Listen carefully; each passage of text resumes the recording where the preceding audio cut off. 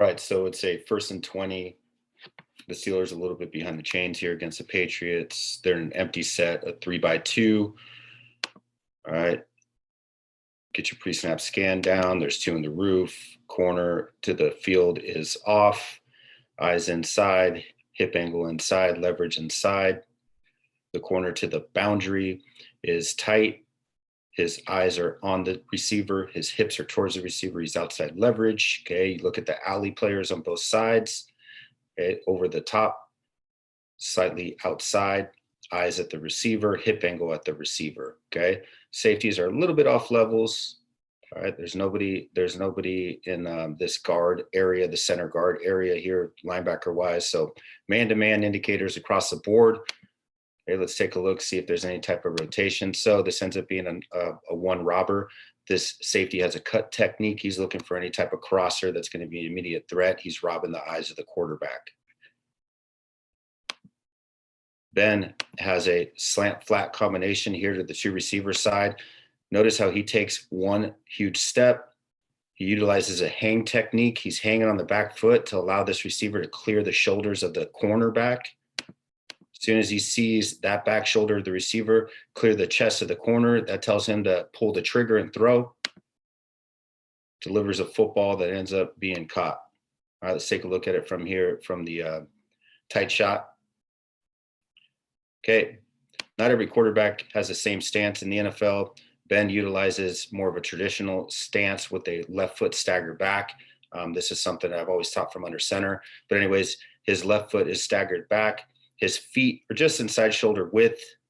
And I would typically ask a younger athlete that's not a pro to have his feet about shoulder width, just so that you're able to be in an athletic position and handle any bad snap. All right, Ben's got his weight forward, ready to take the snap. He's going to push and pivot on his left big toe. Take a look at his left big toe. That's going to help create rotation with that front hip, internal rotation with the front hip. See how that heel really, really rotates out. That allows for there to be an open reach step with the back hip. It's a really good technique by Ben. This is textbook. He steps right at 6 o'clock. His trigger step is pointed right towards the slant window. I always teach on a slant flat combination that you want your trigger step ready to deliver inside, then to outside. You could always just reset your hip hallway to the outside. This is textbook. He hangs. You see him hang. Once he sees that corner, that receiver's outside shoulder clear the chest of the corner, that's going to allow him to trigger and throw the football. This is textbook. And I think Ben could rotate his shoulder a little bit more if he had a clean pocket, but obviously a clean pocket hardly exists at this level, in any level really.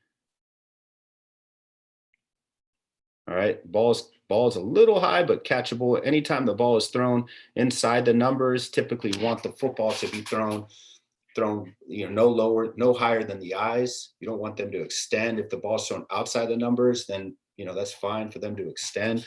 And obviously, if you're working in the red zone, you're throwing the ball in the middle of the field, that rule kind of gets thrown over people. And then anytime you have a cover two voided area and you're trying to throw into the void, then you got to be able to throw with some trajectory and be able to drop it in. So there are some rule breakers there, but he utilizes that good hang technique. He's able to deliver the football. Good pre-snap read will allow you to recognize that it's man-to-man.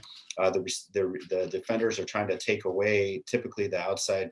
The outside, from the outside, they're trying to take away the inside breaking routes, but the safety is there as a robber, so he can utilize a cut technique. So the defender's leverage could be dictated by the fact that they do have a robber. But anyways, I just wanted to show you a little bit of information there. We cover this type of stuff in our web meetings with Brady Performance.